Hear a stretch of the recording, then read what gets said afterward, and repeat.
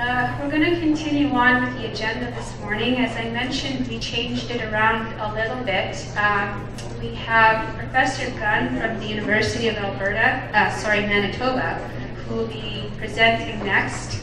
She's going to be talking about the United Nations Declaration on the Rights of Indigenous People. And I'd just like to give her the opportunity to introduce herself. As I mentioned earlier, she was one of my professors in law school. She taught me constitutional law and also another class called Advocating for Indigenous Peoples' Rights Internationally. So she is very knowledgeable in the area of international law and Indigenous people's rights, and I'm very happy to be able to share her with you today. She has a lot of good information to share in talking about the Declaration and how it might be useful to us, specifically as it relates to education. So without further ado, I'd like to welcome Professor Gunn. Thank you, Tanya. Good morning, everyone. I'm very excited and honored to be here with you today to talk about two of my favorite subjects, education and the UN Declaration.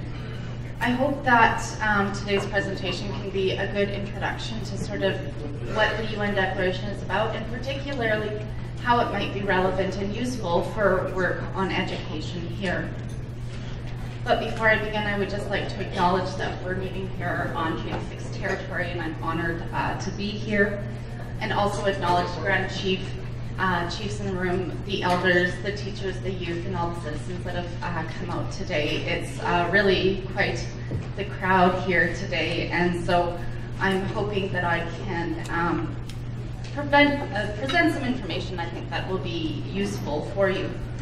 As Tanya said, I've been working at the international level on Indigenous rights for about 15 years now, and I regularly attend UN meetings and do advocacy at the UN level. But for me, it's really important that we don't just sort of do the work at the international level, but also make sure that all those international developments have some real relevance and application here at home in our own communities, in our own territories. And so I also try to do work to ensure that people understand what's been happening at the international level so that we have that sort of dual avenue to promote these issues. So I don't have a lot of time here today, and so we'll see if we can, yep, this is gonna work for me. I'll start with just a really quick background on the United Nations Declaration. It was adopted by the General Assembly of the United Nations. This is the main deliberative body of the UN in September 2007, so we've had it around almost 9 years now. And even though as a declaration, it's not, people say, technically binding, it does actually have legal effects. It is part of the body of international law, but it's not something that you can necessarily go to court on its own to enforce. We use it as an instrument to help support other existing human rights law, and also trying to use it to push Canada to change existing Canadian law. The Declaration sets out the minimum standards, and I always try to remind governments of that, right? This isn't the sort of as good as it gets. This is the minimum standards that governments are required to follow. And one of the reasons that I think the UN Declaration is such a special instrument is because of the fact that Indigenous peoples were actively involved at every stage of its development. In fact, Indigenous peoples were the primary drafters of much of the language, and so when you read through the Declaration, you can actually see that the United Nations Declaration on the Rights of Indigenous Peoples articulates Indigenous peoples' rights as understood by Indigenous peoples themselves, and in fact grounds those rights in Indigenous peoples' own laws, customs, and traditions. And I think this is one of the reasons that the Truth and Reconciliation Commission grounded so many of their calls to action in this UN Declaration, because it's really an instrument that was developed by Indigenous peoples to push the world to recognize and acknowledge our rights as we understand them. It wasn't easy. It took over 30 years to develop. It started off as just an NGO conference at the United Nations in 1977.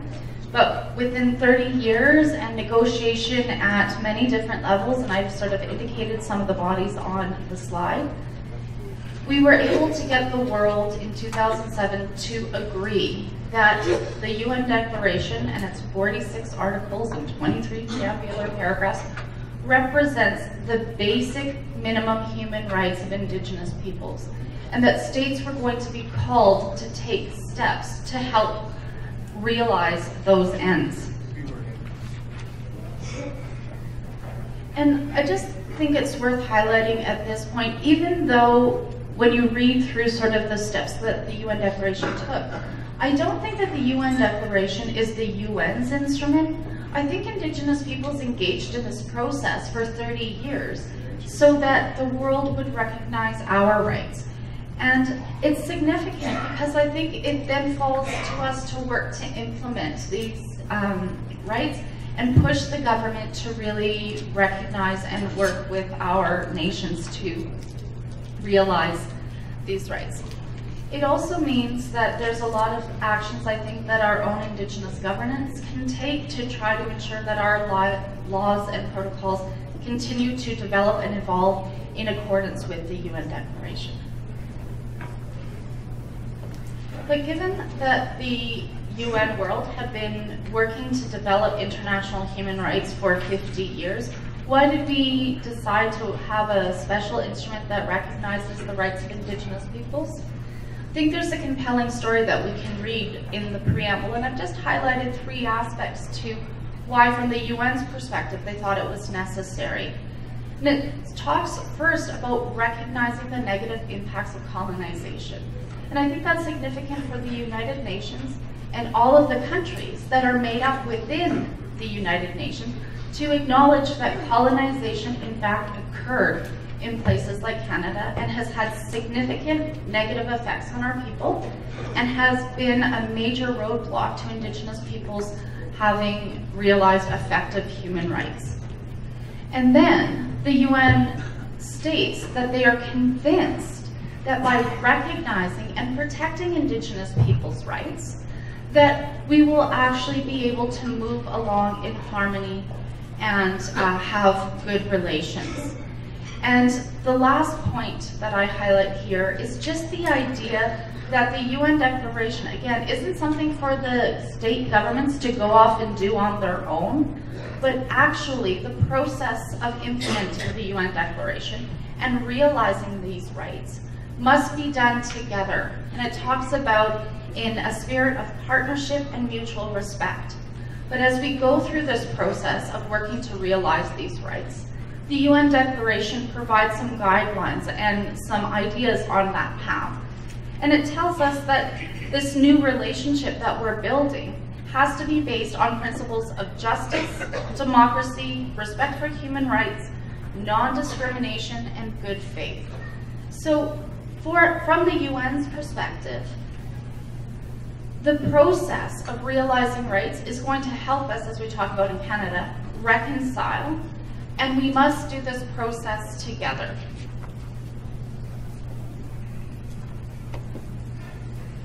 While I've talked about the UN Declaration being a significant and important instrument, I'm not naive in thinking that this is going to be an easy process. There are some very significant obstacles that we need to continue to address. And while with the changes in government, both provincially here in Alberta and in Canada, we hear a lot more support towards the UN Declaration, I think there's still a couple of issues that we want to be aware of. I want to ensure that these new governments understand what the UN Declaration means and their obligations under it.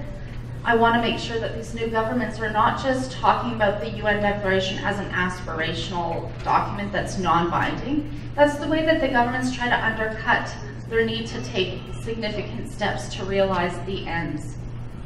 I also want to ensure that the governments, and in fact I do a lot of work with the judges and other law professors as well, to make sure that we understand what the UN Declaration means in international law as well as here in Canada. And so just really quickly, International Law 101, I think People talk about the UN Declaration being non-binding. Have people heard this? Any nods of people heard about the UN Declaration here? Oh, it's a non-binding instrument? Nope, this is new to everyone. The idea, where this comes from, is just a very traditional approach to international law that focused it on sort of hard law or binding areas, and those would be things like the international human rights treaties. And some discussion about declarations being soft law. But I think that sort of distinction is not one that really holds true anymore, and it's important that when we talk about the UN Declaration, if we hear someone say, well, it's aspirational and non-binding, for me, one of my favorite retorts is, well, yes, that's the government's political position, but as an international lawyer, I don't accept that position. In fact, I take a different approach. And for me, the UN Declaration is significant because of the way in which states are required to uphold the human rights of all peoples. And the UN Declaration helped us remind governments that Indigenous peoples are peoples. We are people and we have human rights. And so I don't want to hear arguments from government that it's non-binding and aspirational, because that's trying to undercut the responsibility to take action and uphold Indigenous peoples' rights. And importantly, the UN Declaration isn't the only instrument in international law that recognizes and protects Indigenous peoples' rights. And I mention this only because I do want to spend a few minutes talking about how the right to education is addressed in the UN Declaration. But it's not, again, the only human rights instrument at the UN level. There are many different ones that also speak to the right to education and the right to culture and language, for example.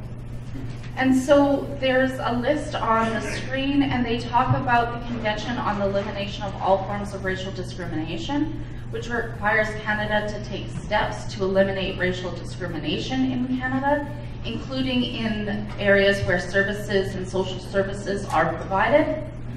There's an International Covenant on Economic, Social, and Cultural Rights, and a Covenant on Civil and Political Rights, both of which recognize and protect the right to culture.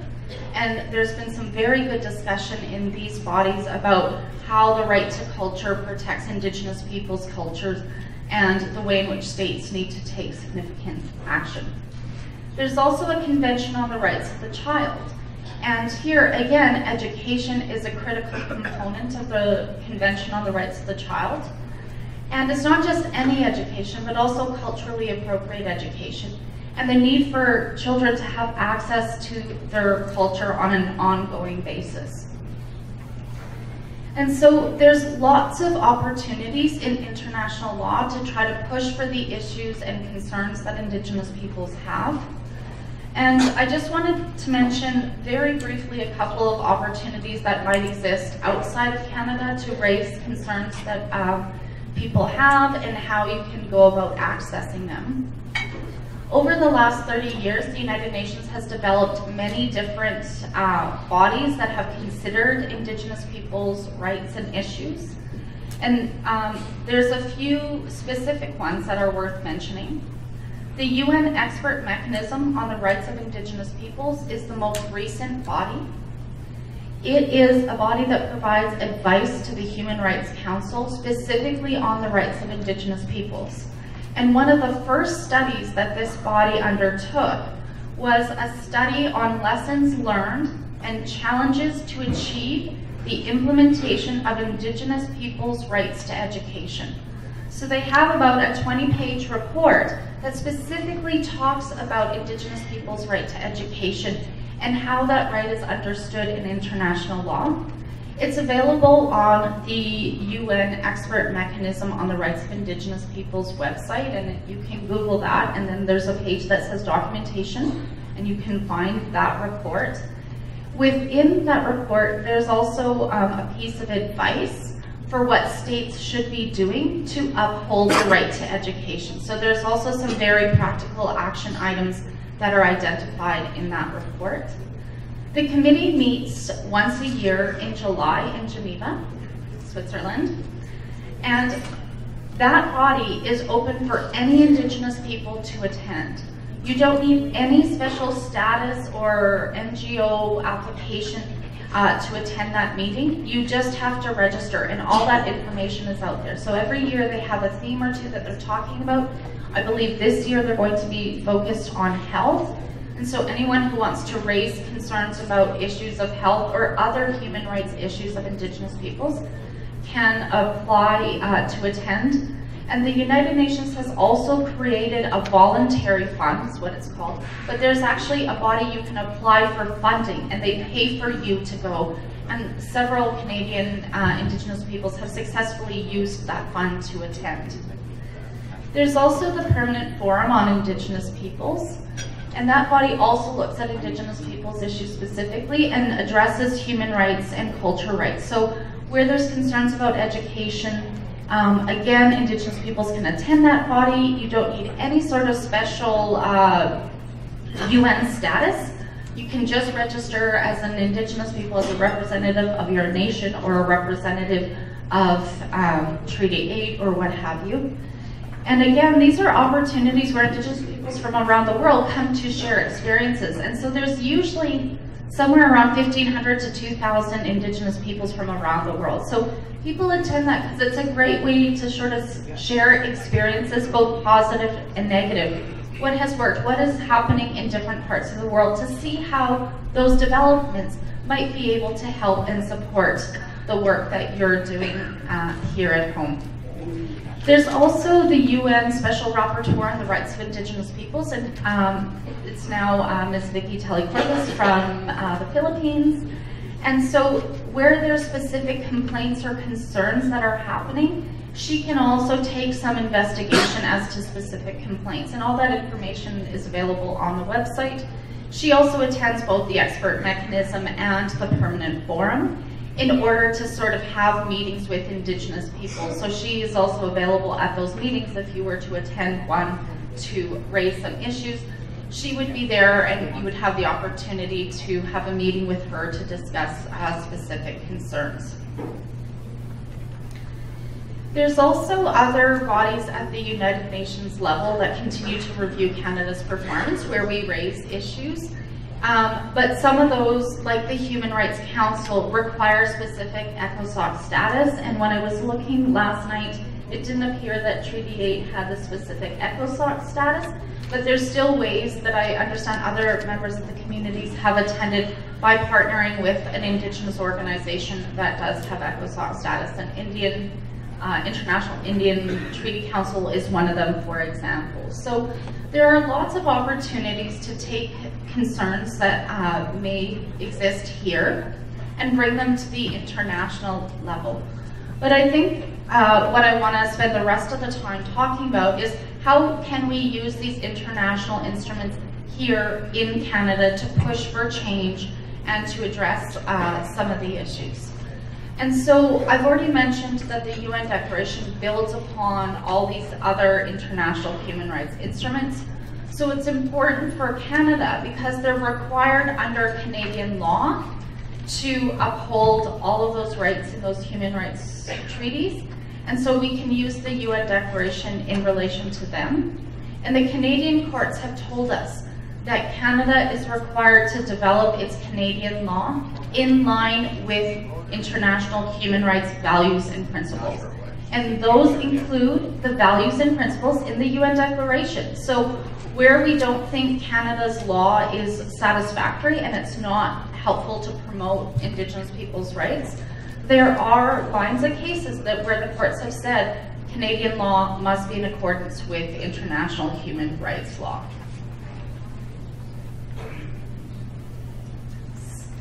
So in my last few minutes, I just want to talk about some of the specific areas in the United Nations Declaration that address issues surrounding education.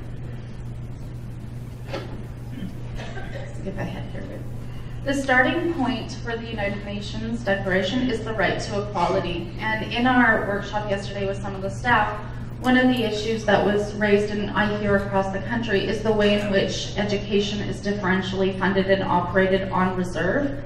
So one of the starting points for the United Nations Declaration is the idea of equality and non-discrimination. States are not supposed to be discriminating against Indigenous peoples.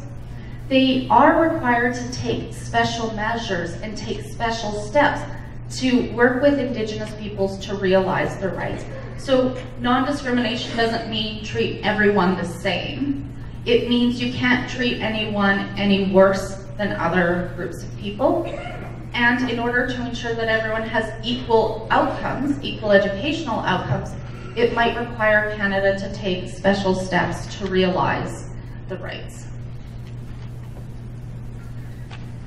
The next article in the United Nations Declaration talks about the right to self-determination, and I think here, where I hear ideas of promoting Indigenous people's own education systems, that idea, I would say, is founded in the right to self-determination, the right to freely determine your own political, economic, cultural futures. So that's Article 3. The next step that I think is related to education is the idea that children shouldn't be removed from communities unless absolutely necessary. And the UN Declaration talks about the need to ensure that Indigenous children have ongoing access to their cultures. And so for the UN, this is connected to ideas of life, right? That if we're removing children from communities, that there's significant impacts on the right to life. The United Nations Declaration on the Rights of Indigenous Peoples is also very strong in protection of economic, social, and cultural rights generally. There are several provisions that talk specifically about the right to control social programs and the right to administer and develop social programs. And education is one of the areas that's specifically mentioned.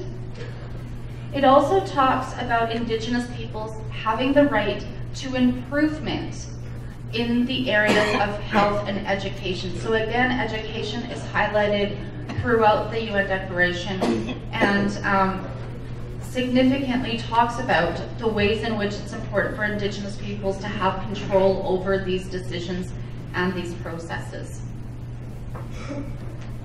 When it talks about the right to education specifically, it talks about a couple of different ideas. One is equal access to existing education systems and to ensure equal outcomes in education. But the UN Declaration also talks about the right for Indigenous peoples to establish and control their own education systems. And it also talks about a right to education in their mother tongue language. So the UN Declaration and Indigenous peoples were very strong on this point during negotiations, that if we want to protect ourselves as peoples going forward, we need to ensure that our children have access to education that is culturally appropriate. So the idea that's included in the UN Declaration is that children also have a right to be educated in a culturally appropriate manner, to be educated according to Indigenous ways of teaching. One of the chiefs this morning was talking about how Indigenous peoples have traditionally taught their children and how education has progressed, you know, from the kindergarten level to the PhD level. Those ideas are incorporated as rights in the UN Declaration, and that the government is required to work with Indigenous peoples to realize those goals. It also talks about the right of Indigenous peoples to ensure that all curriculum and public information accurately portrays Indigenous peoples and their aspirations.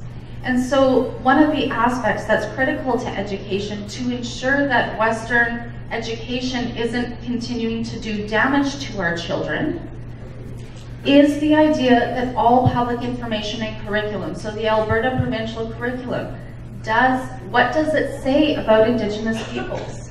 Are these positive portrayals? Do they accurately reflect Indigenous peoples' histories, and Indigenous peoples' aspirations? The right to education is also takes a very holistic approach and incorporates the mental, physical, spiritual, cultural, and environmental dimensions. And importantly, there's also connections in the United Nations Declaration under the right to education with access to traditional territories and ability to carry on traditional lifestyles, so that would be included under ideas of education and the promotion and protection of culture. And maybe just that'll be my last one, because I think I'm basically out of time, is just connected to culture, to education, sorry, our ideas of the right to culture, that we can't separate them, right? It's not just about accessing Western Canadian education, but actually education that promotes and protects Indigenous peoples' culture. And so there's lots of provisions about protecting and promoting, revitalizing Indigenous languages, also access to cultural and ceremonial sites and objects. And the UN Declaration is very strong in that need for Indigenous languages to be protected and promoted in order to preserve and promote Indigenous peoples. And sorry, I decided to add one more point in really quick. I think the last point is just to highlight the way in which the UN Declaration on the Rights of the Indigenous Peoples promotes the idea that Indigenous peoples have a right to participate in decision-making on any matter that specifically is and especially going to impact their rights.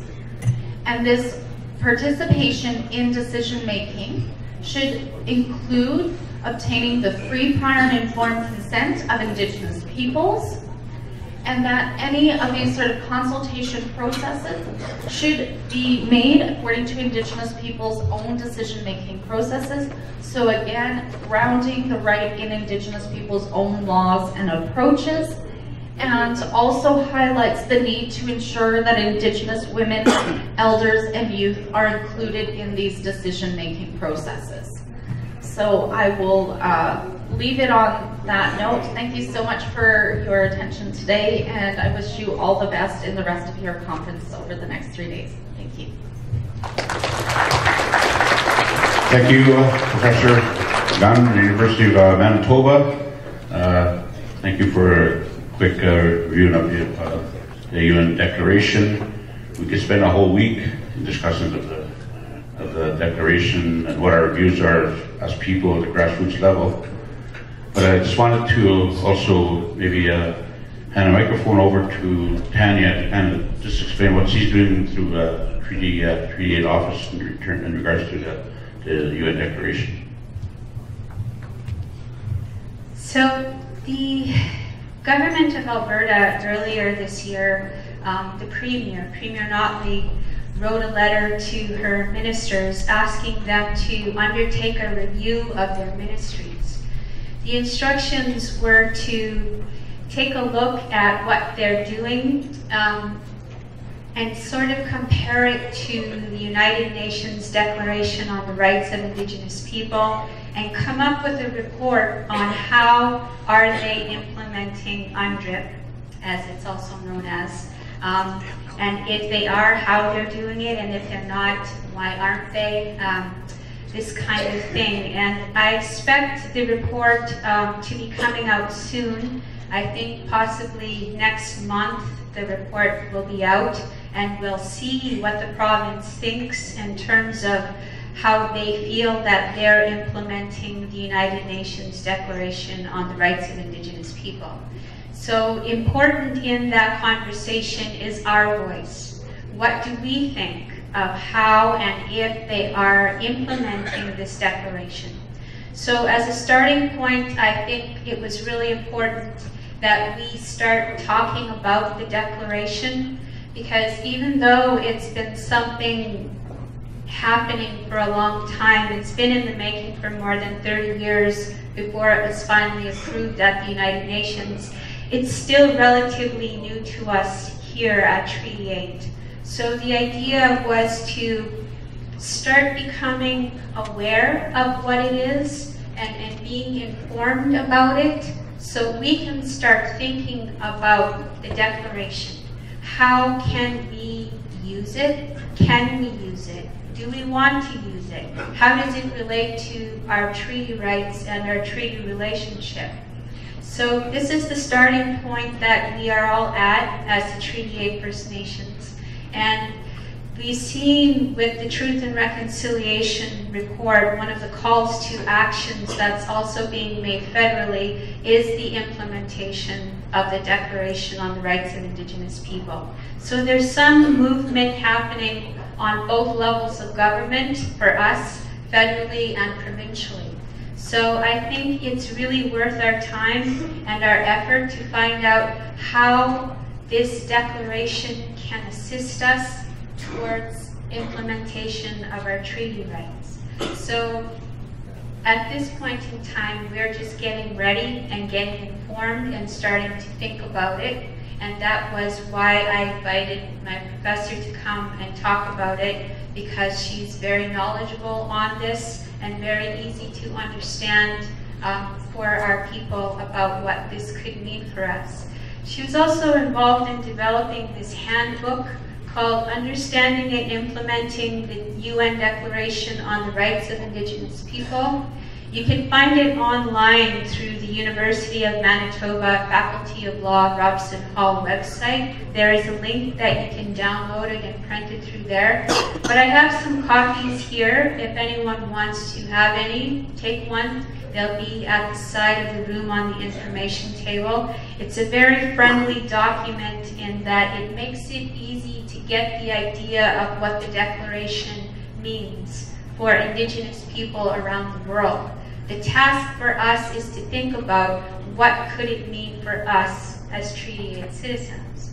So what we're doing right now at Treaty 8 is starting to think about this and starting to think about how do we contribute to the conversation that the province is starting to have around the Declaration. So that's just a little bit of background information for you about the efforts around the Declaration right now and the starting point of where we're at. Thank you, Panya. Any questions for the professor or Sleeves? Elder?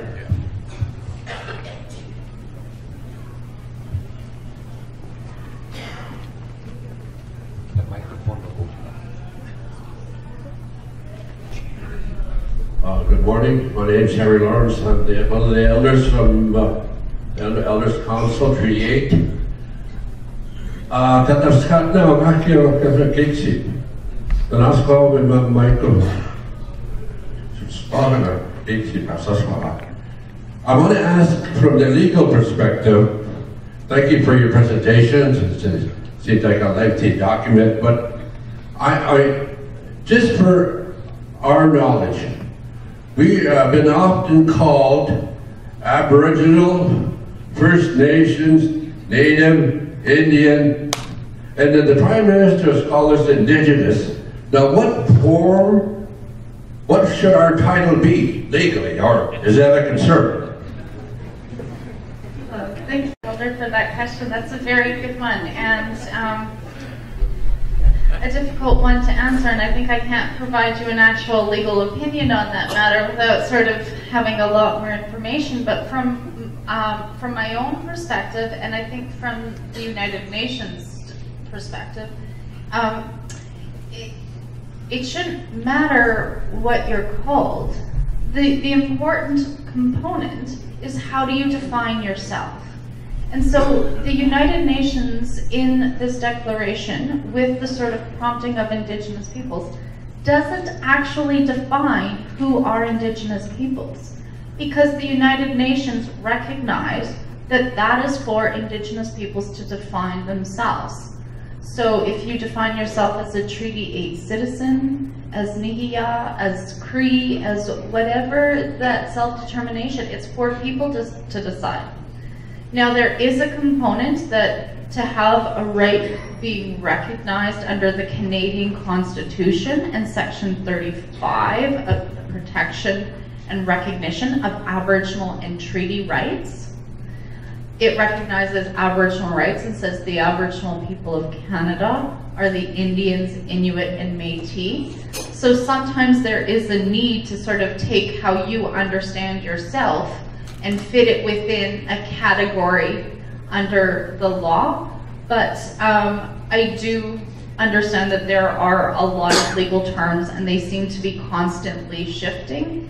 And I think for the work that I've always done, I think it's important for Indigenous peoples to define themselves.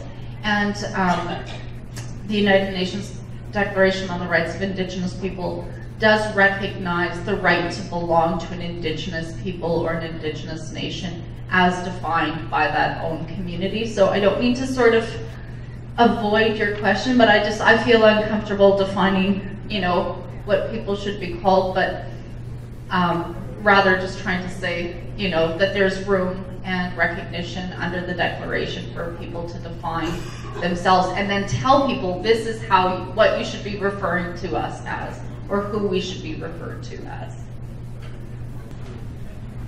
Good morning, good evening. My name is Alice Martin. I'm an elder for Mitsui Cree First Nation and also ATC.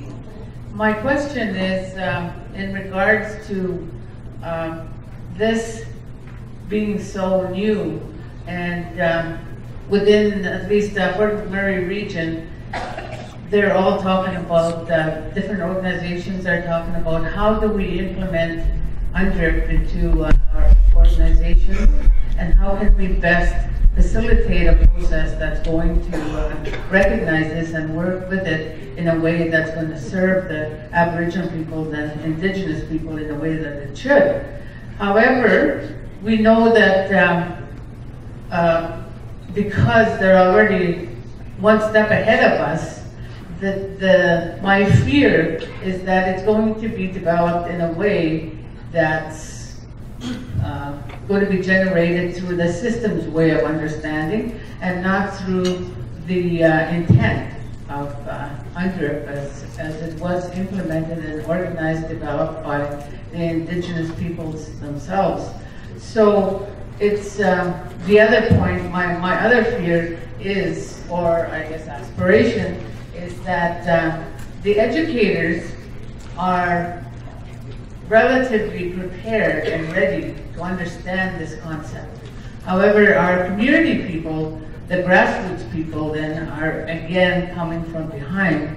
So what is the, do you have any resources or anything that can help us facilitate that education for the grassroots people so that when the chiefs and the educators and the decision makers are working with this, that you know that the people are behind them and they're not standing alone trying to do this work? Thank you for those questions. I will try to answer all and address all of the points as best that I can. I agree that education and understanding of this is a critical component, and I think, to toot my own horn, I think the best resource available is the handbook that I developed, and that's the handbook that Tanya developed. And one of the things I tried to do when developing that handbook is I wrote it for my own family. I'm the most educated person in my family. My father is not, you know, he just reads at a significantly lower level than I do.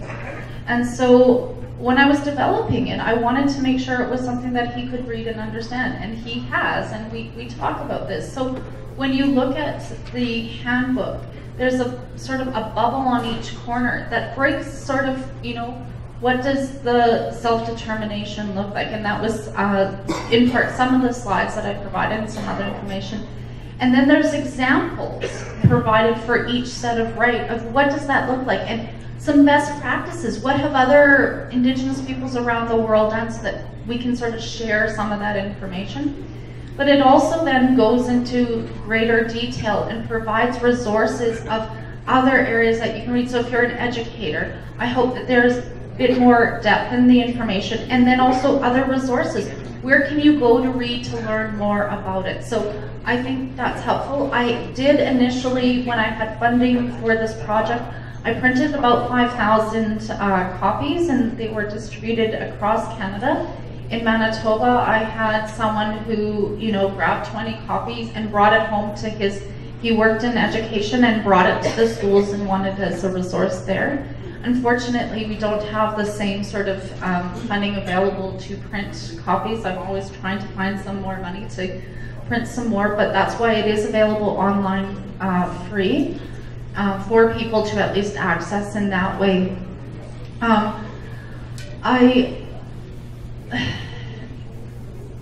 I think education takes time, and it takes a while to get the word out, and I think that's why Tanya wanted to bring me here, and I hope that I've shed some information so that people can then go out in their own roles and jobs and work to implement it.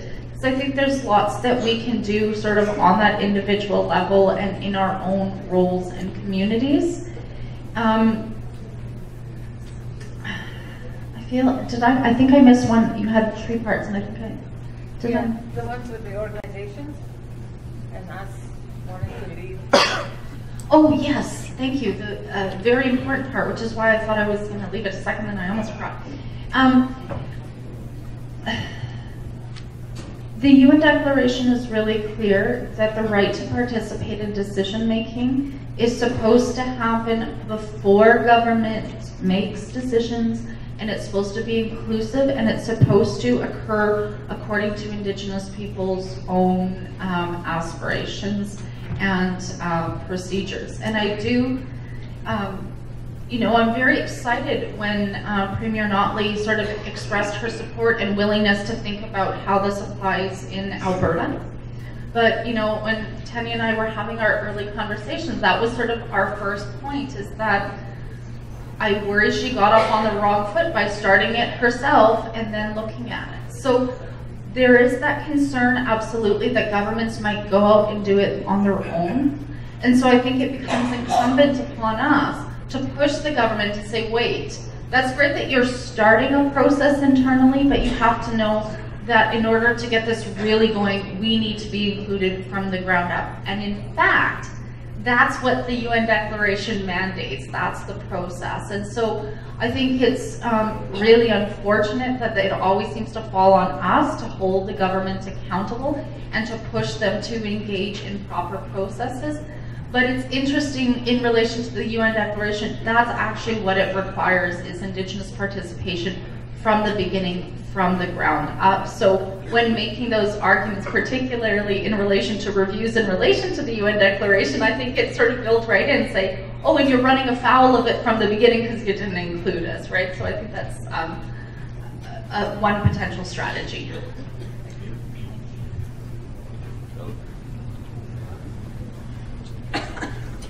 Good morning, everybody, Chief, Albert. My name is David Jenner of Chopin Ferry.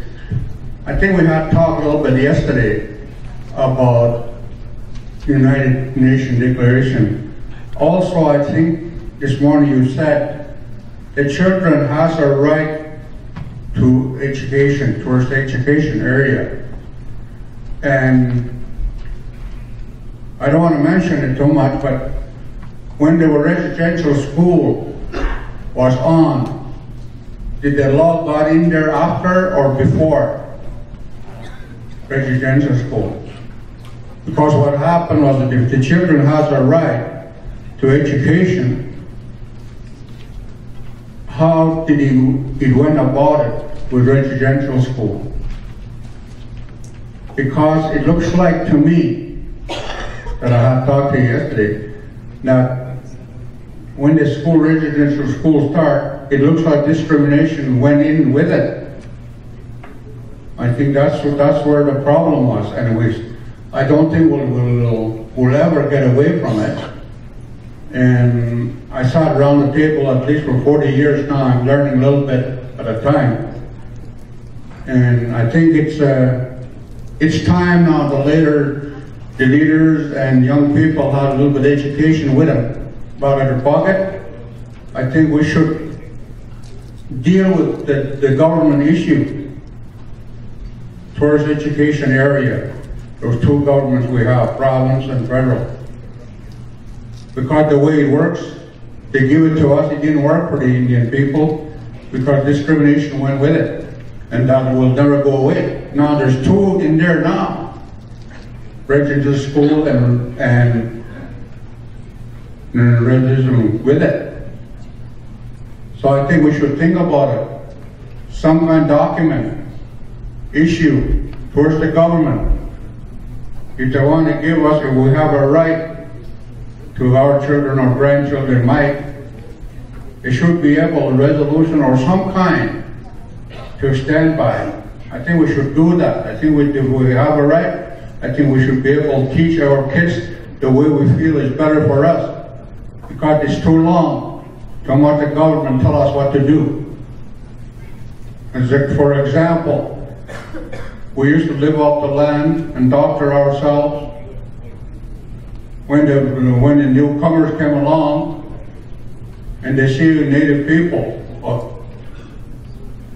or Indian you want to call, how they live, how we live off the land and doctor ourselves, anything at all. So they got scared. So they went back to their country and they didn't know what to do because they're going to come back. So they brought religion with them. And religion tried to scare us. That's where the school went into with it. To scare us so we lose our power, the way we look after each other. That's how it went. So there's three issues in there. And the same way, also some elders in here yet, they're still feeling the same way. Like I told you yesterday, we have feelings too. So the big mountain over there west of us, he has feelings too. So I think our young people have a little bit of education. Let's get at it the way we want it, you know, to teach our kids how we see it better for our kids. Never mind this government do it. Because the government don't worry about Indian too much. You just worry about resources and the money. And it's very hard to accept by the Indian people or elder or native people again. Thank you.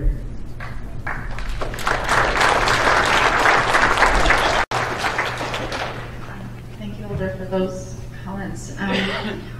The only thing I will say is just a quick response to the question at the very beginning. The UN Declaration came out after the residential school system had officially ended.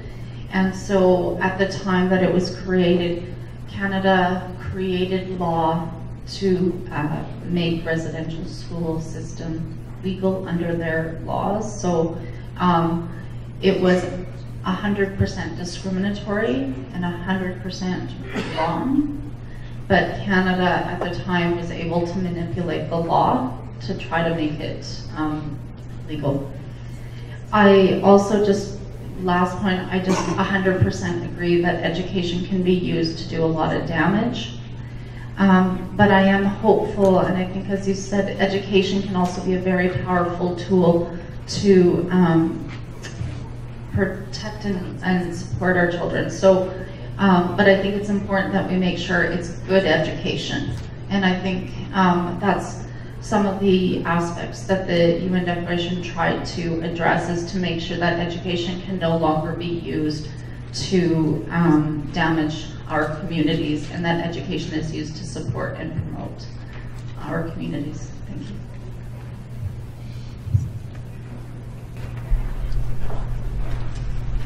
Hello. Aaron Huckingham, Kabali University. Thank all our elders and our late speakers for saying prayer this morning. I was just referring to what my friend there, Harry Daniels, mentioned about indigenous people. See, we're labeled there again that we are. We're special. I think we're striving to be equal partners in the Canadian Constitution, we want to be considered as equal, we want to be equal to the rest of the government. So we should be, instead of indigenous people, we should be called Canadians. That's what we want to be called. I don't think we want to be special, we're recognized as being special. That's it.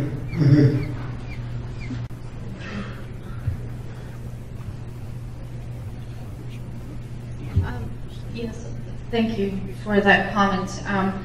I agree, and I think that's why some people were talking about the importance of the UN Declaration finally recognizing that Indigenous peoples are people. Some of the work that I do when I work, I've heard sort of that need to emphasize that we are peoples, the Indigenous peoples, that we're peoples with humanity.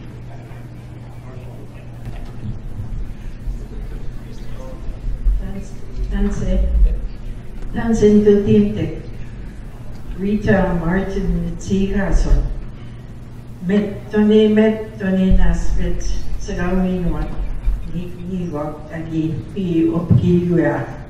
But then the Miwik seems what I was Sagawi document, Mamopone. Pichuta, Sagaw Matsun Puro, Agix Namagoya. Gimiupay na sa niya na series. Nanas ko ni nanas kiska nanas ko mag simanto. Igihaway gawya ko nigig na chicks na maguya ko sagaw matihun sagaw matsun. Matiga namiwi tino tanis te piwichiniwayan pibiks ko yan. Ikaw minanisugiwe no tibik skotaman, ika no tiwan kiskisiyan, kung nanisugiwe kapitaman iksip. Piya kuma no imams kuma o gumakan dalijo labakan iksipam situ, hawa kami mo jutimte, kami mo kumawiyasuyon legislation na magawi miskutulun gatik, kami mo iyawaw katakistawaw. During miskutuna may bumama legislation masigaran tayo tewa sa gaot matso niyo skumamagiwan tapi tuwi bayo hiano tipiawi tansi se niyo skumamagiwan tawi tabatama tap tawit mampani tama hiano naspet sa gawin o ginigiwan na wag kagipi tansi lagi visit mati uto Pugugis ka na ulit machihuya.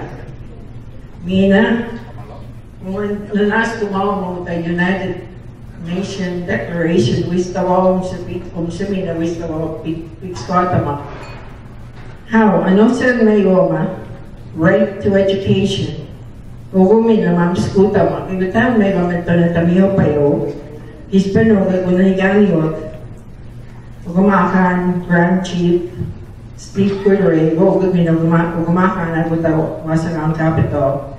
Kispin takami mo to, kayo tsukong bibito bata to, ugang ma.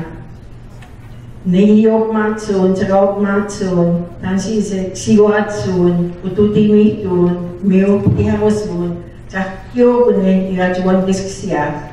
Ugo sa skota ko ito legislation. Matsigaran ta, ugo waps kuya sa Tanstuh tama kiwai kan tawita ma. Mui ruwita ma gunawa kiwai cibih bata magagian no kawisam kawici gunawa.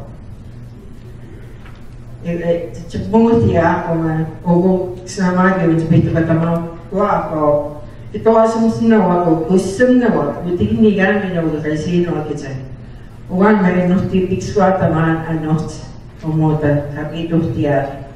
Matiga tayo uyayasi, manakwit gas ko nga nang diskusindan sa uwi ito yan mga. Umsa na nukti ito yan mga istitutaman mamawa po ng tiksi. Good morning, chiefs, grand chief, elders, parents, educators, the youth, My name is Rita Martin. I am very, very fortunate and honored to say that my parents were very authentic, genuine Bush people who raised us on the land and taught us our way of knowing, taught us our way of living off the land and never forgetting that we are indeed authentic, genuine Bush people that my ancestors had taught my parents and then taught my siblings. And we are survivors from the residential school, but we were so fortunate that every June 29th or whenever we got out of the residential school, we went straight back into the land, and again we were taught our way of knowing, our way of life. So when Chief Labucan spoke this morning, encouraging, talking about legislation being changed and how we should be a part of that change, I really welcome that idea. I think it's time that we include our way of knowing in that teachings. I grew up with the legends, I grew up with the stories, I know very well what he meant. The other thing too is the United Nations Declaration, the presentation that was presented to us.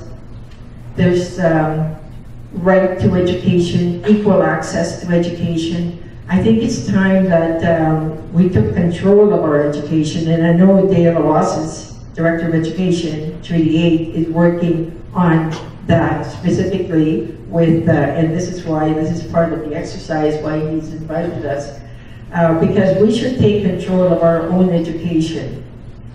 I have been to a meeting just last Monday where the chiefs were all talking there, and I know some of the chiefs were saying, we should not allow the government to tell us what to do, and we shouldn't be asking, what is going to be on the curriculum? We should be telling them what we want on that curriculum. So I would like to see the both education and our way of life, our way of knowing into the new legislation that's coming up. And one thing I just wanted to point out before I forget is that I know we always talk about K to 12, K to 12. Well, when we grew up, way back when our parents started teaching us, we started learning at the very young age, at the primary, very young age, we started to learn our values, way of life. And I know in Fort McMurray, they're offering EAP early entry at the provincial schools. Whereas in some communities, and I know in my community in Port Chipewyan, the kids are not learning early entry. It's very important that these little kids learn their teachings at the grade 2, grade 3, grade 4, at the age 2, 3, and 4.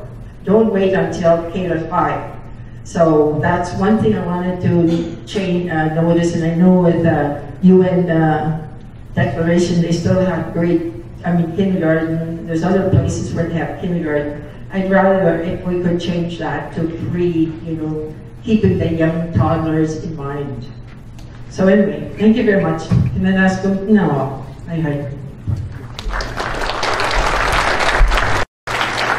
Thank you very much for that comment, and I really appreciate your comments. I just wanted to also just reiterate that it's under the UN Declaration, that right to develop and administer and control education systems is also one of the central aspects to it.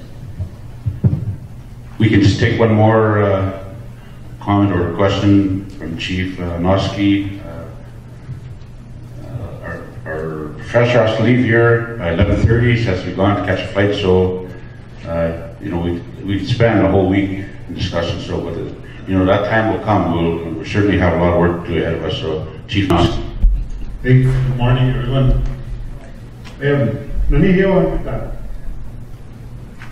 Istatin ba ang buhay susuwatin iwitay ito naganay tawag ibiyo ni sinasa.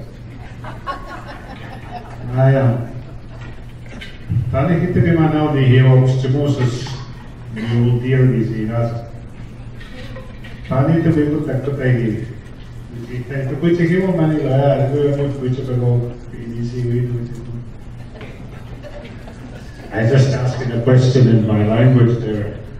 You know, they say that the mule is created from a donkey and a horse. So we have a deer out there in the bush that's called mule deer. So which two animals did that come from is always a question that's haunted me.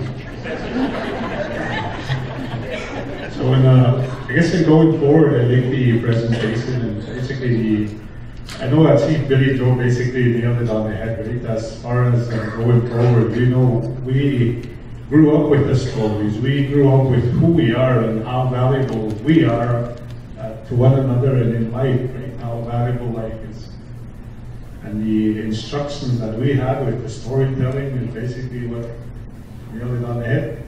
So as far as the going forward with the UN Declaration is my understanding of it, and you know, with the Treaty 8, and our agreement with the federal government, and then the development of the province in 1930, right? Since then, it's been a jurisdictional issue. And I know that the UN Declaration basically, it doesn't fix that fight, right? It's still a jurisdictional issue going forward. And I think the other concept or thought process should be that, okay, we have a treaty in place, we have the UN Declaration in place. Why don't we, you know, forward in knowing what's best for First Nations through elders teaching and through leadership, through the history of what since 1899. Even though the residential school and all that process now, the Child Care Act and everything kind of got us off track, I think the vision is still there. And why don't we utilize and collaborate efforts and create our own education laws, create our own child welfare laws.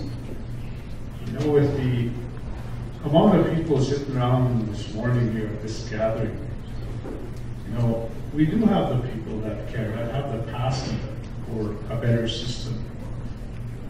So I think that should be like, never mind asking for jurisdiction or these rights. Why don't we just, you know, hire the scribes, lawyers, and put it in place and ratify it by membership of all Treaty 8 nations, right? Because I think at the end of the day, when Chief and Council agree to a process, then who holds them accountable is always the question, right? Because you're not visiting the grassroots people. Like, we put something in place, the grassroots, vote on it, and we go forward. Because, you know, it seems like we keep looking for an outside source.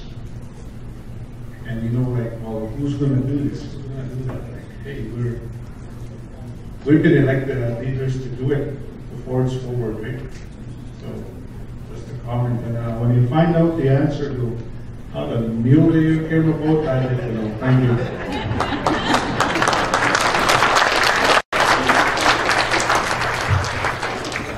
Thank you. I just, before I make my exit, just want to thank you all for a great couple of days in this area, and I'm really inspired to hear all the great ideas and passions coming out of the Treaty 8 area and people, and I have learned so much over these last 2 days, so thank you very much. Thank you.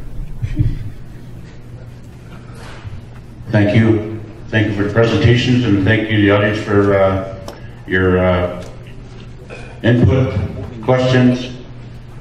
As we go on during the day, if you want to speak or ask a question, please identify yourself and where you come from so that it's all recorded. So with that, I want to thank Professor Gunn for being here with us today, and I'm sure that we'll be hearing from her down the road. With that, thank you very much, and safe travels. And give her another applause. Okay, we'll move on to the next presenter.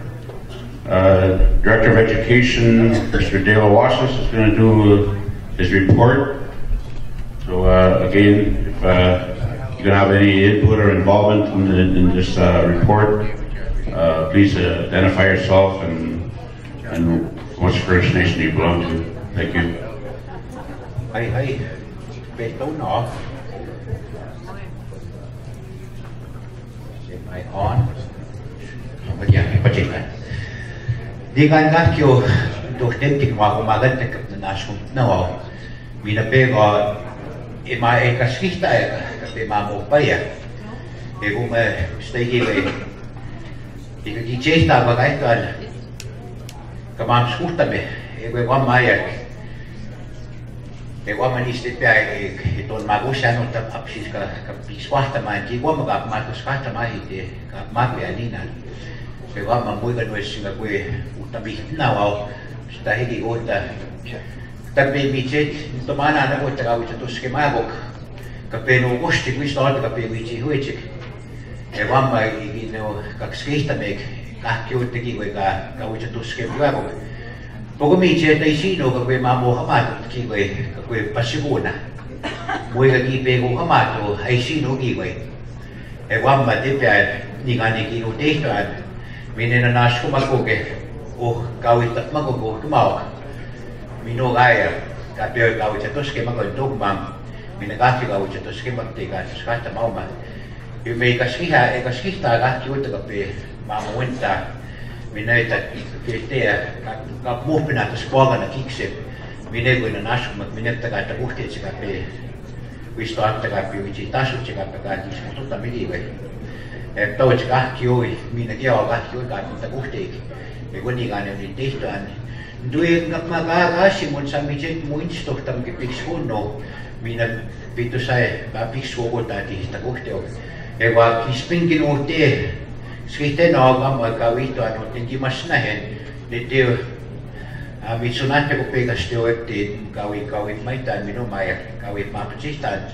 So kamma tippiäkin on tehtävät. So first of all, I just want to thank the executive board, the chief operating officer, and the staff for making this gathering possible. Also like to thank the elders for the morning pipe ceremony on behalf of myself, staff, everyone here at this gathering on education. I'd like to thank the Grand Chief for suggesting to bring all the stakeholders of education under one roof. And I also want to thank everyone for making this event possible and obviously very successful with the amount of people that are here. And special welcome to our visitors and our guests who have come from the other treaty areas, governments, educational institutions, industry, and as well as all the online viewers. Last I heard there was 16 and growing, so we do have some people who are watching through live stream. Also look forward to the discussions that are going to be taking place in the next 2 days. And so my presentation basically is going to focus on kind of a quick overview of the Treaty 8 First Nations of Alberta organization, talking a little bit about the historical overview, what got us to where we are today, and what has been done to date. So that's basically what I want to focus on this morning. We also have the treaty. When we look at the Treaty 8 First Nations organization, Treaty 8 First Nations is an incorporated non-profit society under the Federal Societies Act. This is a chiefs organization, and the membership are the 24 chiefs. In the assembly, the chiefs pass and change bylaws and are the overall, and they give the overall direction for the organization. The executive board sets policy and is the oversight of the operations for the organization. The executive board hires a chief operating officer to oversee the organization's day-to-day operations, and the directors, managers, and staff are hired by the internal process to help carry out the day-to-day mandates, deliverables, and activities. The mandate on education is carried out by the Education Commission and the Director of Education. The mandate is to develop a comprehensive education system for the Treaty 8 First Nations in Alberta. I didn't notice I said in Alberta, not of Alberta. So Alberta system development takes into considerations many factors. Some are the legal realities First Nations are faced with in the Canadian context. And Chief Noski alluded to that in terms of what some of those legal realities are. Some of these legal realities presented here are the Canadian Constitution, which is the law of the land, the supreme law of the land, defines the jurisdictional boundaries that exist in this country. This explains why things are the way they are in our present realities in education. Section 93 gives jurisdiction of education to the provinces, but does not include on-reserve education. Provinces enable school acts, education acts to define and implement the business of education for their residents in the province. Section 9124 gives the responsibility for Indians and lands reserved for Indians to the federal government. Section 35 recognizes treaty and Aboriginal rights. The Indian Act delegates Chief and Council's authority to run the affairs of the reserve, including education.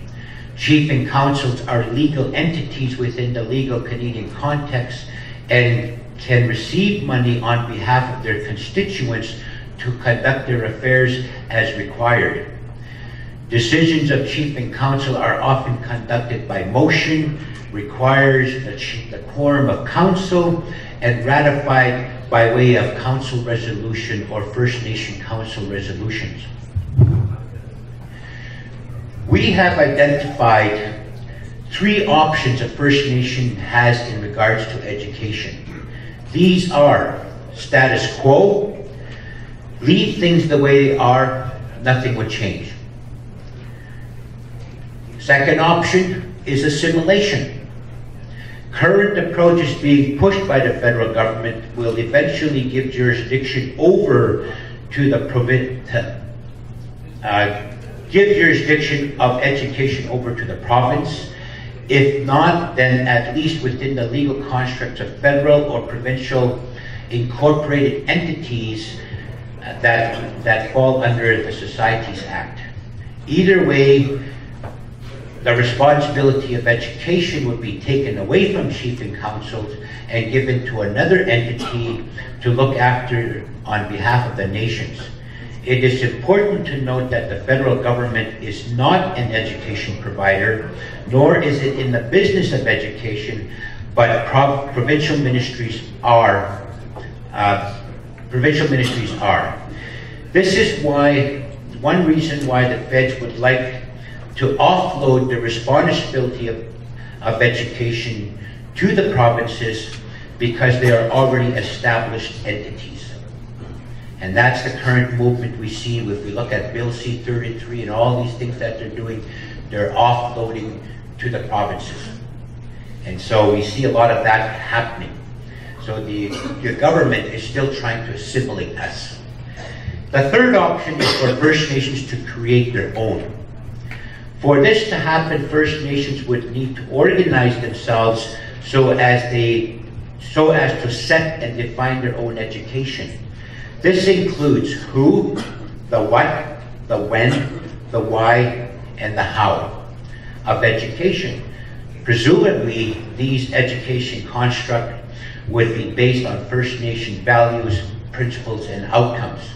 And so far, that's what we hear a lot of our people saying, let's just do it ourselves. We need to define what education is, what is our curriculum, who's going to teach that curriculum, what are the standards based on this. And so this is kind of the direction that we've been moving for. In this next section, I want to talk about what has been done to date within the organization of Treaty 8 First Nations of Alberta. Again, it is important to point out that these activities are still proposed and only apply to the organization of Treaty 8 First Nation. So I'm talking specifically about the organization and what we're doing. A lot of the things we're doing we're not saying to the First Nations, this is what you have to do. There's still that element of choice. So within this, the first thing we developed was the guiding principles. And these are not foundational principles, but were used to guide the discussions in developing the proposed governance model for education. And I'll be showing that a little bit. And they were developed during our engagement with the people that were brought into Edmonton during the months of September, October, and November in 2013. The proposed governance model is a collective model that the Executive Board of Chiefs endorsed to be presented to the community stakeholders. It is mostly a model on how the communities can come together to work on interests of common concern. First Nations, each First Nation is autonomous and defines how each will look after the business of education in their respective communities, whether by Chief and Council sanctioned education authorities or by Chief and Council directly. As identified in the proposed model, each community would appoint a representative to sit in the regional educational table, and this table would be the go-between for the local communities and the organization. The regional table would also oversee the support services that are proposed in the areas of IT management, IT, IM and data management, communications, student transportation, early childhood and post-secondary, and student services. To date, there has been a lot of work done in this area. It is important to note that nothing has been implemented in regarding to these proposed changes, and nothing has been implemented until the Assembly of Chiefs changed the bylaws and the Executive Board endorsed the policies. So, but it's still there and proposed. We also talk about, with regards to standard development, it is recognized there are two distinct educational jurisdictions as previously mentioned. However, the provincial and federal First Nations jurisdictions are structured very differently. Although the provincial system is governed by the School Act and has supporting regulation and standards, the First Nations system is based on a schoolhouse model. Basically, the funder, which is ANSI, INAC, requires the First Nation Chief and Councils ensure students are registered. The attendance is kept until October 15th to receive funding to operate their schools. The second requirement is that special education guidelines are compiled to receive those funds as well. The funder requires a school declaration be submitted that says First Nations will teach the Alberta Program of Studies and will use Alberta certified teachers. INAC's regional office provides oversight to ensure the First Nations comply with the funding requirements, while the province is the oversight body to ensure the school declarations are submitted. This, in a nutshell, is the First Nation system of education. On the other side of the coin, children on reserve are not required by law to attend school. Teachers are not governed by a professional code of conduct and are not legally required to plan, evaluate, and report to parents on student progress. It should be noted that most First Nations who have the responsibility of running a school do attempt to implement some educational standards as best practice, but they're not required by law to do so. Regardless, there is a void. Although First Nations work in isolation in the areas of education, there is substantial research to show they would benefit by coming together. Collectively, we have to define what education should look like within our jurisdiction and put in place mechanisms to oversee and enforce what we define. It is with this understanding that we have worked to bring together people to begin the process of drafting standards to benefit students and to ensure that there is capacity building, oversight, and the resources required to implement them. The approach is to be inclusive to ensure that there is a strong research base and that they reflect what parents and communities want from education. The goal is to have a tool communities can choose to implement in place of what there is now. These standards need to assist communities in providing a system of education that reflects who they are as First Nations people and that will allow them to function within a global economy. This means students coming out of a First Nation education system will have the recognized credentials that can articulate to any other educational system. So far, we have 2 sets of standards in draft form. In the past year, we entered into a partnership with the Canadian Accreditation Council to develop these draft standards. The first set is the governance and administration standards for First Nation school authorities, while the second set are program standards. The process has involved the establishment of a steering committee composed of Treaty 8 representation, steering CAC in developing the drafts. The next step will be a piloting phase, which is anticipated to begin this next fiscal year. The final phase will be the ratification and an authorization of the draft standards by the education stakeholders. Once they are ratified through our process, they will be ready for First Nations education authorities to apply for accreditation. In conjunction with other treaty areas in the province, a proposed funding framework has been developed. I'm trying to see if my PowerPoint is going along with me here. So in conjunction with the other treaty areas, a proposed funding framework has been developed. The oversight for distribution of education funds is determined by formulas and approved allocation by an INAC Regional Director General. First Nations are not involved in the process other than to submit information by way of reports. The proposed funding framework proposes joint regional INAC and chiefs oversight for distribution and management of statutory funding through a new funding formula. This formula can be illustrated in 3 main considerations. First, based instructional funding which includes base rate, FMNI support, First Nations language initiative, and closing the gap allocation per FTE, for a full-time student.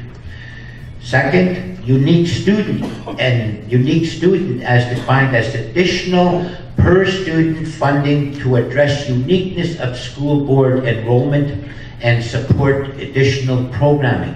For example, this would include student retention allowances, English as a second language, inclusive education, outreach, early childhood program funding, which the province receives as PUF funding, and regional collaborative support development funding. The unique school board basically talks about additional funding for uniqueness of school board factors. This includes governance allocations, small school necessity, school board administration, northern and isolation allowances, information technology and connectivity, student transportation and operations and maintenance. All of these things I mentioned need to be factored into the formula. We know that the government is working on a formula. They've already said the First Nations funding needs to be better, at least equivalent to what the province gets. So I think our chiefs and our communities really need to push that agenda. Within that, we also establish partnerships. As I said before, we can't do this alone. We have to do this collectively, so we've established partnerships to date with the Canadian Accreditation Council, with the University of Calgary, University of Lethbridge, University of Alberta, Castle Rock Incorporated, and the Alberta Science Network, to name a few. And that list is going to continue and grow. Basically, what I tell people is the train has left the tracks. People have decided in Treaty 8 what they want. We've been moving forward on this initiative. Now what I'm telling people is, it's up to you if you want to get on the train. Where is this train going? We have to talk about that. That's what these next 3 days are about. Where is the train going? Where do we want to end up? And that's why I'm really excited. For the next 3 days, we're going to have that opportunity to start to define what does that mean to us.